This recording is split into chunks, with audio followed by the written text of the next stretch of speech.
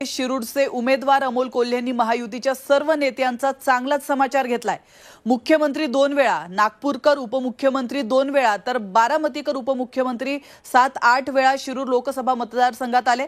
आता उद्या केंद्रीय मंत्रीही येतील। एवढे सगळे मंत्री मुख्यमंत्री एका सामान्य शेतकऱ्याच्या पोराला घेरत असतील तर ही ताकद एकट्या अमोल कोल्हेंची नाही तर जनतेची आहे असं कोल्हे म्हणाले।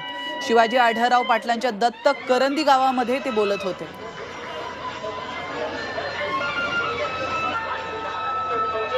एवढे सगळे मंत्री, एवढे मुख्यमंत्री, एवढे उपमुख्यमंत्री, उद्या प्रचारात केंद्रीय मंत्री सुद्धा येतील, आणखी मोठी मोठी नेते येतील। पण माझ्या सर्वसामान्य माणसाला हे कळतंय, एवढे सगळे मंत्री, मुख्यमंत्री, नेते एका साध्या शेतकऱ्याच्या पोराला घेरायला येत असतील तर ही ताकद अमोल कोल्हेची नाही।